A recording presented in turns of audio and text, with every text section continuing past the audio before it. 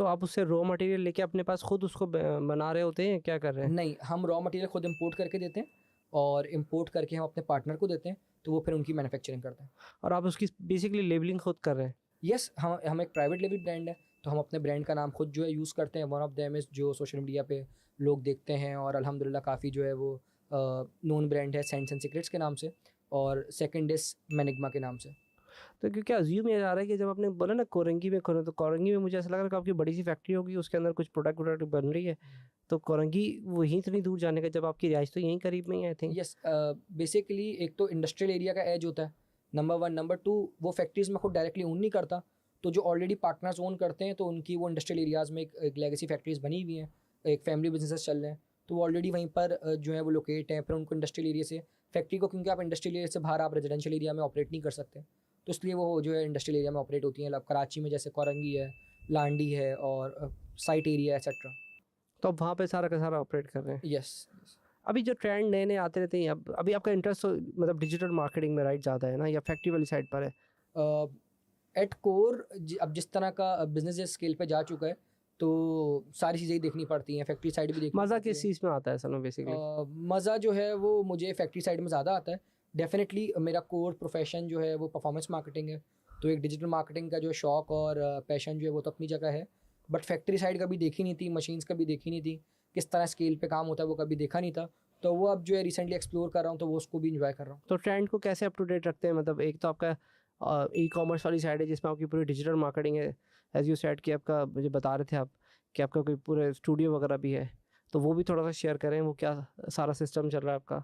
ठीक है, अच्छा, हमारा होता है इस तरह कि हम एक ई कॉमर्स कंपनी है, तो सोशल मीडिया और वेबसाइट, इन चीज़ों से हमारा बहुत डायरेक्टली जो है वो डे टू डे हमारा काम होता है। तो उसमें कंटेंट, फिर रील्स, फिर इंस्टाग्राम, फिर video ads, one of the main जो हमारा काम होता है। तो ये सारी चीज़ें जो है वो एंड टू एंड जो है हमारी इन हाउस होती हैं, तो उसकी एक डेडिकेटेड टीम है। तो उसमें कंटेंट रिसर्च से लेके content production, content development, content reporting, उसकी मैनेजमेंट पूरी एंड टू एंड, फिर शूट करना, फिर उसकी फ़ोटोग्राफी, वीडियोग्राफी, प्रोडक्ट्स की फ़ोटोग्राफी, वीडियोग्राफी, कोई नई कलेक्शन लॉन्च हो रही है उसकी फ़ोटोग्राफी, वीडियोग्राफी, कोई ब्रांड की ऐसी चीज़ हो रही है जो जैसे हमने रिसेंटली आउटलेट्स खोली अक्रॉस पाकिस्तान और खुलने जा रहे हैं इंशाल्लाह, तो उसकी जो है वो वीडियोज़, और उसकी जो है अभी हमारी कराची में ऑलमोस्ट 4 आउटलेट हैं और एक इस्लामाबाद में आउटलेट है, तो उनकी फ़ोटोशूट, आउटलेट के फ़ोटोशूट्स, वो सारी चीज़ें जो फिर अनाउंस होती हैं। तो वो सब आपने इन हाउस रखा है, उनको पे रोल पे चला रहे हैं या प्रोजेक्ट पे चला रहे हैं नहीं उसको? नहीं, वो सारी पेरोल पे हैं, सारी इन हाउस हैं। क्योंकि इस तरह के जो प्रोजेक्ट रहते हैं नॉर्मली, मैं खुद इस डिस्कस कर रहा हूँ कि लोग प्रोजेक्ट पे रखते हैं, क्योंकि लाइट नहीं है, कभी ये नहीं है, कभी मसाइल रिसोर्सेज का, तो रिसोर्सेज का मसला नहीं करते, क्योंकि ये जो इतना टेक्निकल है, क्योंकि मुझे भी मसाइल पे आता है, तो आपको घुमाते नहीं है? नहीं, ये चैलेंजेस आते हैं, बट ये चैलेंजेस आ रहे थे इसलिए हमने इन हाउस किया, क्योंकि अब हमारा जो स्केल हो गया काम का, उस पे हमें बहुत कंटिन्यूसली जो है वो ये प्रोजेक्ट्स हमें बैक टू बैक डिलीवर करने होते हैं। तो आउटसोर्स में थोड़ा सा ये चैलेंज आता है, जैसी सिचुएशन में जहाँ पर ब्रांड का अपना काम हो, वहाँ पर जो है वो पेस थोड़ा सा कॉम्प्रोमाइज़ हो जाता है, तो पेस को मेंटेन करने के लिए हमने इन हाउस रखी हुई चीज़ें।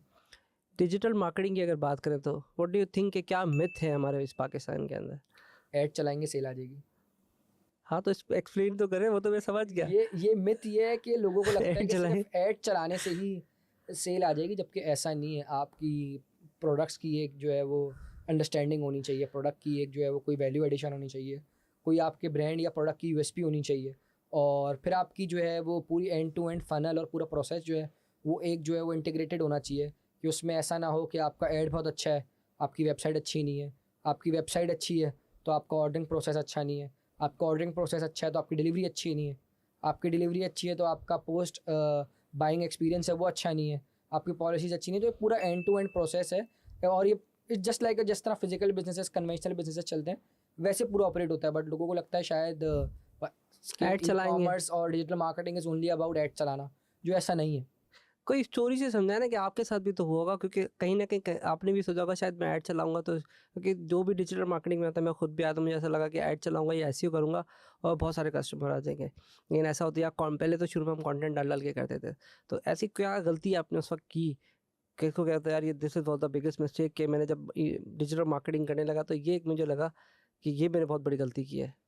अच्छा, ऐसी कोई गलती मैं अगर याद करूँ, ऐसी अपनी गलती को इस तरह टॉप ऑफ द माइंड याद नहीं है, बट जो है वो रिसेंटली हमने अपने एक जो हमारा इंटरनेशनल डिवीज़न है उसमें गलती हुई कि हमारा क्लाइंट था, मैं क्लाइंट का नाम नहीं लूँगा, बहुत बड़ा नोन ब्रांड था, और उसके साथ हमने ये किया कि उसका जो है वो एनिमल फीड्स का जो है वो काम था। तो हमने ये किया कि जो उसका क्रिएटिव बनाया जो हमारे टीम ने, और वो क्योंकि इतनी डिटेल ज़ाहिर है जो है जिसका प्रोडक्ट होता है वही समझता है, कि उसने जो है वो क्रिएटिव बनाया, और जो एनिमल की फीड थी उसमें एनिमल जो है वो थोड़ा सा वीक दिखा दिया। तो तो सही है, उस पे बड़ा क्लाइंट ने जो है वो ये तो हमें जो खुद है, कमज़ोर है। हाँ, कि ये तो खुद कमज़ोर है, क्या आप इस तरह का ऐड चला रहे हैं और दिखा रहे हैं। तो बट पॉइंट वही कि ये छोटी छोटी चीज़ें होती हैं जो डिजिटल मार्केटिंग में पूरी देखनी पड़ती हैं टेक्निकली, कि उसकी क्या प्रॉज हैं, क्या कॉन्स हैं, डिटेल किस तरीके की है। नहीं, वाक़ई में इस तरह से होता है। मुझे भी याद पड़ रहा है कि कुछ कोई गलतियाँ मैंने भी की हैं। उसमें ये होता था कि एक दफ़ा आई थिंक क्रेडिट कार्ड था, उसपे कैंपेन को चलाना नहीं आता था, एंड दैट टाइम वो बस वो चलती रही। और 1.5 महीने का जब क्रेडिट कार्ड का बिल आया, वो एक होता है ना कि एकदम किसी ने बोला, आप इन्फ्लुएंसर एंड देन आप एडवर्ट पे गए और आपने कहा यार मैं कैंपेन चला देता हूँ। चलाने के बाद आप भूल गए, पर वो रनिंग चलती रही। आपका अगले दिन मोटिवेशन लेवल आपका कहीं और चला गया, आप किसी और आप क्योंकि अपने काम चल रहे हैं, एंड देन वो 1.5 महीने के बाद पता चला कि अरे ये तो अभी भी चल रही है कैंपेन।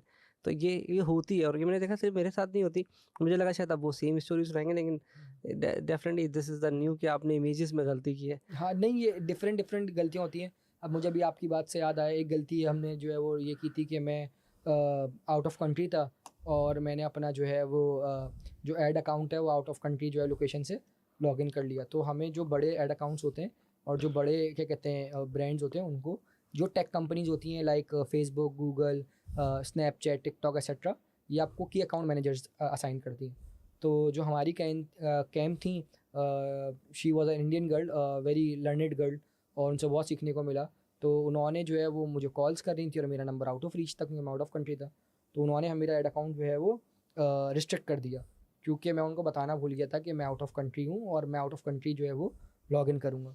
तो वो फिर जो है वो एक बड़ा नाइटमेयर हुआ, कि जब तक मैं 4-5 दिन आउट ऑफ कंट्री रहा तब तक जो सारी चीज़ें सस्पेंड रहीं, और फिर जब मैं वापस आया तो मुझे फिर कॉल्स रिसीव हुई जो मैं तब अटेंड नहीं कर पाया था। तो फिर मैंने उनको बताया कि हाँ, मैं आउट ऑफ कंट्री तो बताना भूल गया। हाँ, अच्छा अब तो कम्युनिकेशन आसान है। आई थिंक ये पुरानी बात होगी, उस वक़्त जब व्हाट्सएप नहीं था। अभी तो लोग इतने ज़्यादा कनेक्टिविटी के साथ हैं, नहीं, अब तो ये कम्युनिकेशन तब भी आसान थी, अभी भी आसान है। तब मेरी गलती थी कि मैं बताना भूल गया था। कम्युनिकेशन अभी भी व्हाट्सएप पे नहीं होती। इस तरह की लेवल पे जितनी कम्युनिकेशन होती है सारी ईमेल पे होती है। टिल डेट हम सारी कम्युनिकेशन ईमेल पे करते हैं। ठीक हो गया, क्योंकि अभी तो इतना आसान हो गया, अब तो ऐसा नहीं लगता कि आप किसी और कंट्री चले गए, वही लोग आपको वहाँ पे भी व्हाट्सएप कर रहे होते हैं, व्हाट्सएप नहीं, चल असल रहा में है, ये ईमेल्स ये चल रही ये हैं। चीज़ें तहसीन भाई व्हाट्सएप पे होती नहीं है। वहाँ पर वो लीगली जो है वो कॉर्पोरेट लेवल में अलाउ नहीं होता व्हाट्सएप पे कम्युनिकेट करना with clients, with vendors, with any other stakeholder. तो वो सारी चीज़ें ईमेल पे होती हैं। तो तब भी आसान था, मुझे खाली उनको ईमेल करनी थी। अनफॉर्चुनेटली मैंने की नहीं। तो अगर तब भी कर लेता तो ईज़िली जो है मैंने